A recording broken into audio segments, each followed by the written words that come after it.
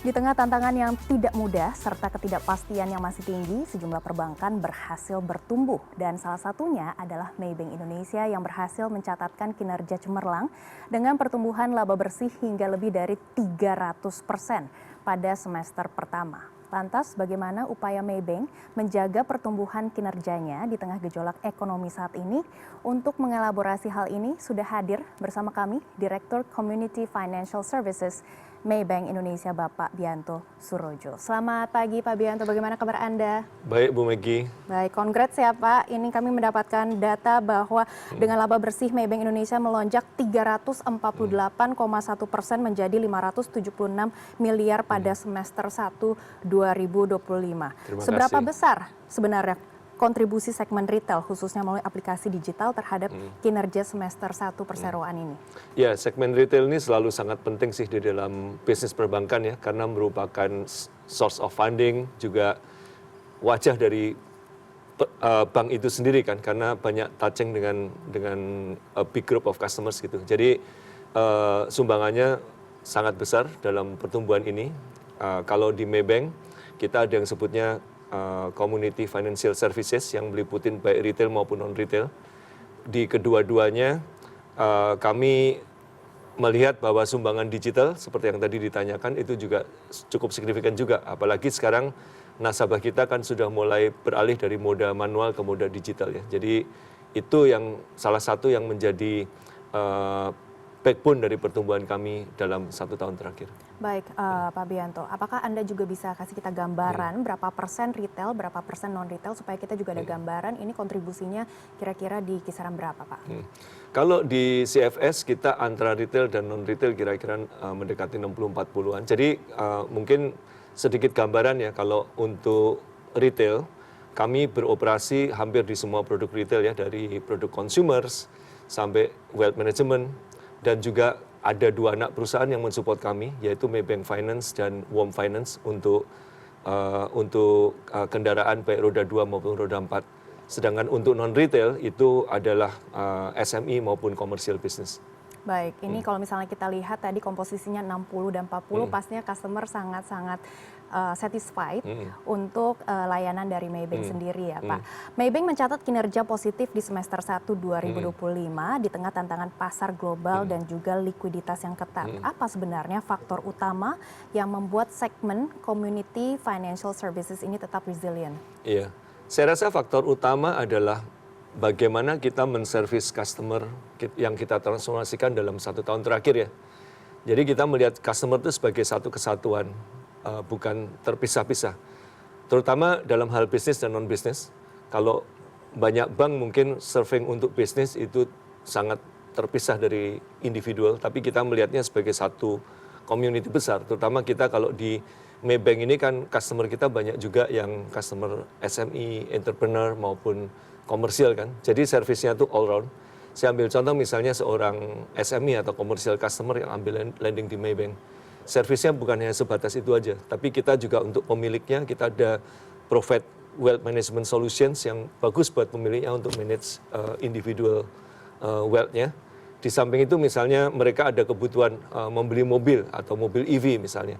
Maybank Finance itu datang dengan solusi financing yang terbaik untuk mobil EV gitu. Jadi kita melihat customer itu sebagai satu kesatuan yang terintegrasikan, itu yang membuat kita dalam 1 tahun terakhir di mata customer kerasa berbeda. Baik, ini menarik sekali untuk kita gali lebih dalam lagi ya Pak. Untuk servisnya Maybank sendiri, customernya ada pelayanan apa saja? Ya, kita dari produk konsumen itu seperti kartu kredit, KTA maupun KPR dengan berbagai macam inovasi ya, seperti misalnya KPR itu kita ada KPR bebas bunga, di mana kalau taruh saving dengan jumlah tertentu itu nggak perlu bayar bunga lagi. Lalu yang kedua adalah segmen priority.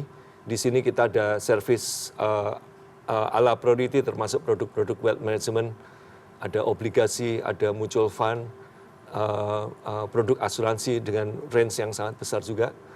Di luar itu kita ada produk SME dalam bentuk pinjaman, giro, transaksional, juga komersial ya. Kira-kira produknya mirip dengan SME tapi dengan depth yang lebih besar, termasuk produk trade dan forex. Baik. Jadi ini kira-kira range dari servicesnya kita. Baik, Pak Bianto, kalau misalnya tadi Anda juga sudah membahas terkait dengan kredit begitu ya. Nah, pemerintah juga akan menempatkan 200 triliun di bank-bank himbara untuk tentunya ini mempercepat belanja dan juga mendorong likuiditas. Dari sudut pandang Maybank ataupun bank swasta, bagaimana Anda melihat dampaknya? Kami termasuk yang cukup optimis ya dengan langkah ini. Kita lihat di semester pertama kan pertumbuhan ekonomi sangat lambat. Mudah-mudahan dengan suntikan 200 triliun ini ke Bank Himbara, at least cost of fund yang selama ini sangat susah untuk turun itu bisa turun. Kalau cost of fund turun ya tentu saja itu akan jadi katalis untuk pergerakan ekonomi kan. Kalau ekonomi bergerak ya tentu saja real sektor yang pertama menikmati kemudian akan transform ke bank juga. Jadi ya kita sangat hopeful dan optimis lah. Baik, meskipun 200 triliun rupiah ini hanya ditransfer ke bank-bank himbara, namun bank swasta juga akan mendapatkan dampak positifnya ya Pak. Apakah ada strategi selanjutnya untuk mungkin ada plan-plan ataupun semacam program baru untuk customer yang nantinya bisa bergandengan dengan himbara juga? Kalau kami fokusnya adalah menyediakan yang terbaik untuk customers kita kan landscape-nya kira-kira gini, hopefully dengan suntikan itu kan multiplier efeknya ada dan real sektor mulai bergerak kan. Kalau real sektor mulai bergerak, kami akan continue untuk fokus dengan strategi kita saat ini. Pertama kan tadi saya sudah sebutkan bahwa consolidated offerings untuk customer baik kebutuhan individu maupun kebutuhan non-individu / business ya. Lalu yang kedua adalah kami akan meneruskan dengan produk-produk inovasi yang baru. Artinya dibandingkan dengan bank lain, customer nanti akan lebih memilih kita kan karena produknya akan lebih inovatif. Dan yang ketiga yang kami teruskan adalah masalah digitalisasi. Digitalisasi ini buat kami ada dua aspek. Aspek yang pertama adalah yang orang biasa lihat ya, yang seperti mobile banking kalau di tempat kami M2U atau solusi untuk bisnis yang kami sebut dengan M2I. Bukan hanya itu saja, tetapi juga termasuk digitalisasi dalam proses. Bagaimana proses satu bisnis yang dulunya selesainya cuma 3 hari, kita bisa pindahkan dari 3 hari ke 3 jam atau bahkan 1 jam gitu dengan digitalisasi tadi. Baik. Itu yang akan kami teruskan. Saya rasa kalau kami stick dengan 3 hal itu, maka customer akan lebih melihat Maybank kan. Dan ketika tadi story-nya kalau ekonomi memang bisa improve, opportunity-nya akan bertambah. Jadi kami akan stick pada strategi kita. Baik, terkait dengan strategi produk-produk inovatif ya Pak, apakah Anda juga bisa menjabarkan saat ini produk-produk inovatif apa yang sudah available di pasaran? Ya, saya tadi sudah kasih contoh yang KPR bebas bunga itu salah satunya. Yang kedua, produk-produk wealth management kami mempunyai range yang sangat lebar ya dibandingkan dengan bank-bank lain. Ketiga, misalnya produk anak perusahaan kami seperti Maybank Finance itu memberikan salah satu rate yang paling kompetitif di market, tapi bukan hanya itu. Ketika customer datang untuk membeli mobil ya ke Maybank Finance lewat Maybank Finance, baik datang ke cabang Maybank maupun cabang Maybank Finance, itu bukannya solusi itu aja, tapi juga akan dibantu untuk bagaimana bisa dapat dealer yang provide the best price dan juga the best delivery time untuk mobil EV kan sekarang pada inden semua. Itu kan mereka punya network yang kuat kan untuk bisa dibantu dicarikan mana yang best price maupun best delivery time gitu. Baik, selain produk-produk inovatif, tadi Anda juga sudah menyebut terkait dengan digitalisasi. Semua bank saat ini juga mempunyai mobile apps, digitalisasi. Apa sebenarnya strategi dari Maybank sendiri mempunyai competitive advantage seperti apa supaya consumer ataupun customer selalu ingin memakai Maybank? Yeah. Jadi pertama kita yang melalui M2U tadi, kita terus tambahkan fitur ya dari hari ke hari. Misalnya sekarang sampai kalau customer membutuhkan untuk berinvestasi di bond atau di mutual fund itu semua bisa dilakukan di situ. Yang kedua ya kita continue untuk improve user journey-nya kan, UI UX-nya di dalam aplikasi itu sehingga customer bisa termudahkan. Tetapi sebenarnya digitalisasi bukan cuma di ujung depan kan, tetapi juga proses sampai di belakangnya kan kita juga improve gitu.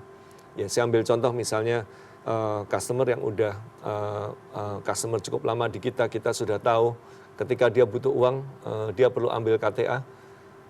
prosesnya bisa relatif sangat cepat. Kalau dulu perlu berhari-hari, sekarang ya most of approval itu adalah same day approval gitu. Baik, terkait dengan digitalisasi ini sebenarnya customer juga ingin mengetahui terkait dengan security-nya, Pak. Apakah dari Maybank sendiri juga mempunyai strategi untuk mencegah security breach?